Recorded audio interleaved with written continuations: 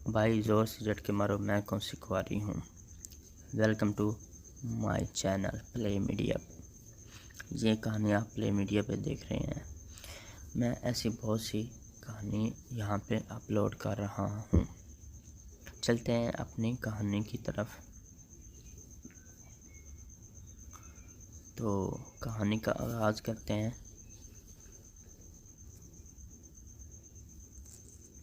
मेरा नाम जन्नत है और मैं एक प्राइवेट फूड कंपनी में क्वालिटी कंट्रोल डिपार्टमेंट में काम करती हूँ। और 4 महीने पहले की बात है, मुझे एक ज़रूरी काम से कंपनी के हेड ऑफिस जाना था, जो मेरे शहर से तकरीबन 300 किलोमीटर दूर कराची में वाक़या है। वैसे तो मैं ज़रूरत पड़ने पर ट्रेन में सफ़र करती हूँ, लेकिन उन दिनों में सर्दी का मौसम था और उनकी वजह से ट्रेनों का शेड्यूल बहुत मुतासिर था और अक्सर गाड़ियों की घंटे लेट आती थी। इसलिए अम्मी ने मुझे कहा, बेटी मैं ऐसा करो, बस करके चली जाओ। अगर सुबह 6 बजे बस पकड़ो तो तुम दिन 11 बजे पहुंच जाओगी। तुम्हारा हेड ऑफिस शाम 5 बजे तक खुला रहता है, इसलिए बआसानी से तुम अपना काम निपटा कर रात 9 बजे तक घर पहुंच जाओगी। चनाचा मैंने अम्मी के बताए हुए तरीके पर अमल करते हुए सुबह 5:30 बजे मुकम्मल अंधेरा था तो भाई ने मुझे बाइक पर बिठाकर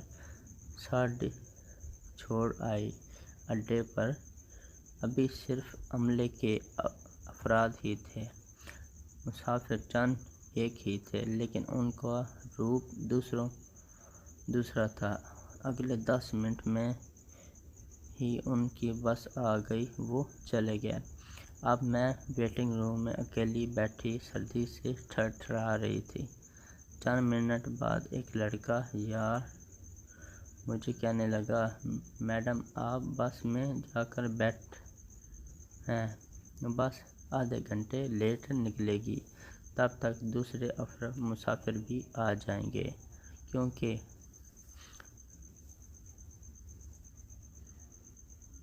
बुकिंग तो काफ़ी लोगों की है, लेकिन अभी तक आपके अलावा कोई दूसरा मुसाफिर नहीं आया। बस थोड़ी दूर महसूस जगह खड़ी हुई थी। मैंने बैग उठाया, मीटिंग रूम से बाहर निकलकर बस में जाकर अपनी सीट पर बैठ गई तो मुझे काफ़ी सुकून महसूस हुआ। बस के अंधेरे काफ़ी गर्मी थी और सीटें भी काफ़ी आरामदेह थी। अगले 5 मिनट बाद ही मुझे नींद आ गई। पता नहीं कितना वक्त गुजरा, मुझे एक हाथ अपनी टांगों पर रखता महसूस हुआ तो मैंने अपना वहम समझकर, लेकिन उस वक्त मेरी आंख झट से खुल गई जब किसी ने मेरा चेहरा दोनों हाथों ने जोर से पकड़ लिया। मुझे सख्ती से झंझलाहट महसूस हुई कि ये कौन बदतमीज़ है, लेकिन जब मुझे समझ आई तो मेरी चीख निकल गई। पैरों 2 गंदे कीड़े वाले मैल कुचैले ने मुझ पर टूट पड़े थे। मैंने उठकर भागना चाहा तो उन्होंने मुझे पकड़कर सीट पर गिरा लिया। मैंने ज़ोर ज़ोर से चिल्लाना शुरू कर दिया, लेकिन बस के अंदर मेरी मदद करने वाला कोई नहीं था। बस मुकम्मल तौर पर बंद थी। पता नहीं मेरी आवाज़ सुनाई देती भी होगी कि नहीं। मैं अकेली दुपट्टे कट्टे आदमियों के लिए नवाला ثابت ہو رہی تھی۔ میں ہاتھ پاؤں مار رہی تھی، کئی بار میرا پاؤں ان کو بری طریقے سے لگ بھی رہا تھا، لیکن ان دونوں پر وحشت سوار تھی۔ وہ میرے کپڑے کھینچ رہے تھے، پھاڑ رہے تھے۔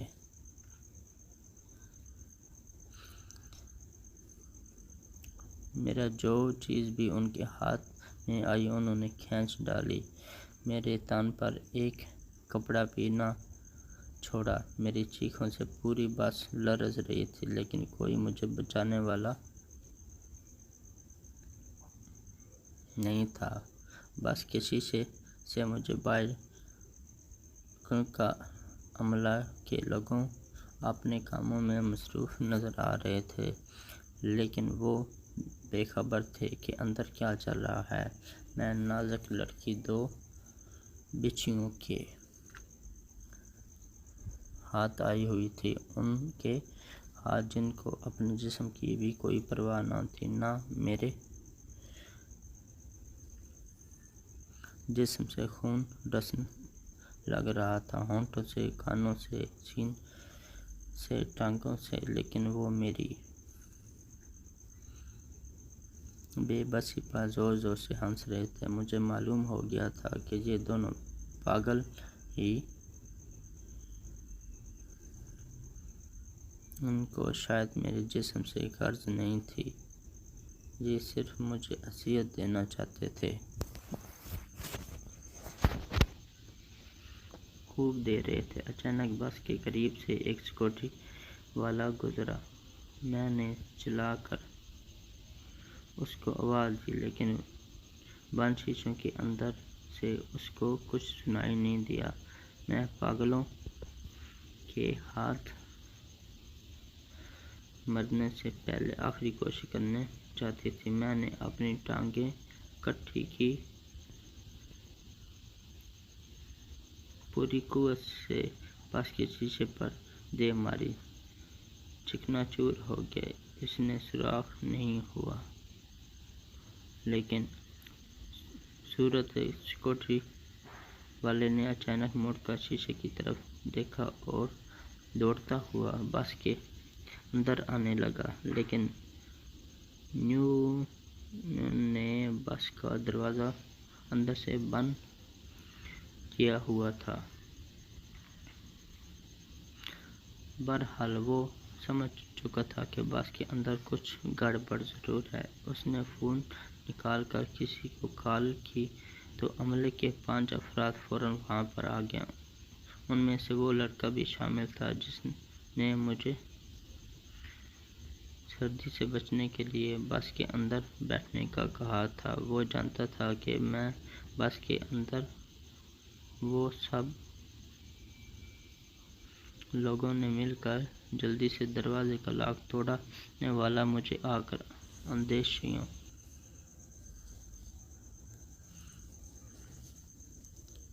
کے نرگے سے چھڑایا اور ان دونوں کو قابو کر کے باندھ دیا۔ میرے جسم پر لباس نہ ہونے جیسا رہ گیا تھا۔ میں کانپ رہی تھی اور رو ہی رہی تھی۔ یہ کہ آدمی نے مجھے چادر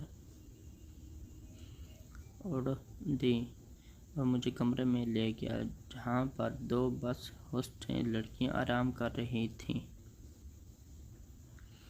اس نے لڑکیوں کو مختصر سی بات کر کے مجھے ان کے حوالے کیا۔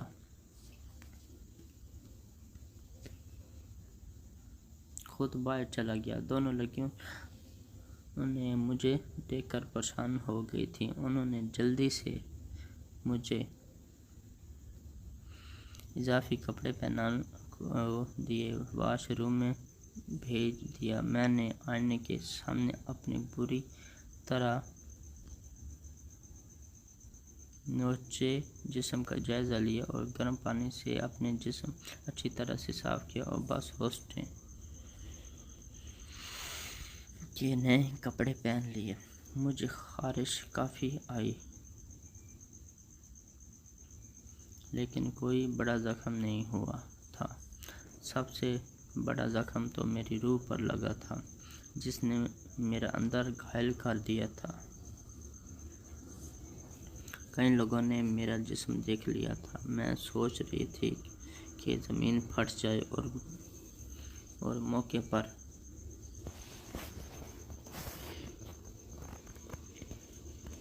یا اس کے اندر دفن ہو جاؤں، لیکن ایسا نہ ہوتا ہے۔ میرے بھاٹ آنے سے پہلے مجھے لڑکیوں نے گرم چائے کے ساتھ کچھ درد کش گولی جس نے مجھے کافی آرام دیا۔ تھوڑی ہی دیر میں بس کا منیجر اجازت لے کر کمرے میں آئی اور میری طبیعت کچھ دیر کے بعد کہنے لگا کہ میم پہلے آپ بتائیں کہ یہ بس سب کیسے ہوا۔ میں نے ہر بات اس کو بتا دی جو میرے ساتھ پیش آئی۔ اس نے میرے سامنے باقاعدہ ہاتھ جوڑ کر کہنے لگا، یہ خاصتاً کہا ہے جس کے لیے میں ذاتی طور پر آپ سے معافی مانگتا ہوں۔ دراصل جب آپ بس اندر بیٹھ کر سو گئی تو یہ دو آدمی جو کہ باقاعدہ منشیات کے عادی نشے کی حالت میں کہیں سے اسی طرف آ نکلے سے بچنے کے لیے سائیڈ پر کھڑے بس میں گھس گئے۔ اندر آپ کو تنہا دیکھ کر یہاں پر ٹوٹے دھند کی وجہ سے یہ سیکورٹی والے نے ان کو بس کے اندر جاتے نہیں دیکھا تھا، ورنہ شاید ایسا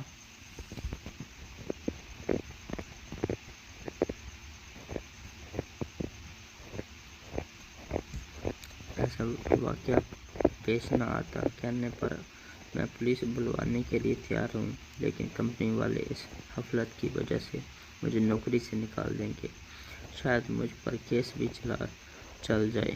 میں نے اس کو پولیس بنانے سے منع کر دیا کیونکہ میں مزید کسی جھنجٹ میں نہیں پڑنا چاہتی تھی۔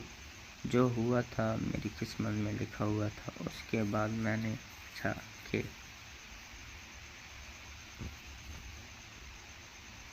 آپ واپس گھر جائیں گی یا کراچی؟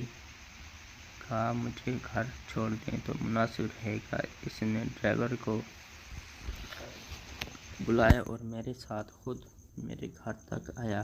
میرے گھر والوں کو ساری بات بتا کر معافی مانگ کر گیا۔ وہ صاف گو شخص بہت اچھا تھا، دکھنے میں بھی اچھا تھا۔ کچھ دن بعد وہ اپنی والدہ کو لے کر ہمارے گھر پہنچ گیا اور آج میں اس کی بیوی ہوں۔ کتنی پیاری سٹوری ہے۔ ملتے ہیں نیکسٹ سٹوری میں۔ میری ویڈیو کو لائک کریں، شیئر کریں اور کمنٹس میں اس سٹوری کے بارے میں آپ بھی اپنی رائے دیں۔